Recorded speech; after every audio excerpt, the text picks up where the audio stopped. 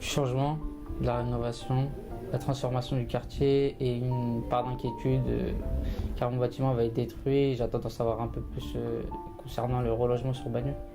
On va pouvoir se projeter, aller sur son lieu de travail plus facilement, le déplacement plus facilement également. Donc ça va être un pur bonheur. L'arrivée du métro va nous permettre aussi d'avoir une population et peut-être d'associer une mixité sociale plus importante au sein de Bagneux. Et je pense que ça va nous permettre aussi peut-être d'apporter un peu plus de verdure dans ce quartier.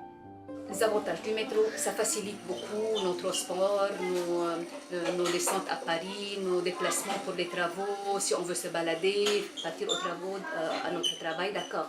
C'est une bonne chose parce que ça commence quand même à vieillir un petit peu, tous les vieux bâtiments, les HLM, et puis même le centre quoi, qui est plus trop adapté aux besoins. Rien que au niveau de la façade, je pense que c'était le moment de renouveler ouais, le quartier et ça va être plutôt bénéfique pour tout le monde. C'est une ville jeune, dynamique. On s'y plaît bien. C'est vraiment une opportunité pour tout le monde, hein, surtout pour les personnes qui ne sont pas véhiculées. Ce qui manque dans le quartier, c'est des nouvelles habitations, des parcs, parce qu'on a très peu de parcs pour les enfants, surtout de 0 à 3 ans. Ça peut changer sa population, parce que ça va la rapprocher au moins par le métro de Paris, et donc ça peut faire venir des populations de milieux plus favorisés, permettre plus de mixité, et du coup améliorer, à tort ou à raison, la réputation de la ville. Mais l'avenir tranchera. L'arrivée du métro va permettre une meilleure mobilité pour les habitants de la ville de Bagneux, une mobilité plus efficace.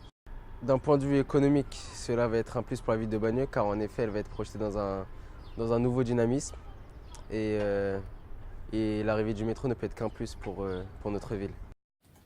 Alors, le métro est une opportunité. La réhabilitation, on espère que ce sera une opportunité.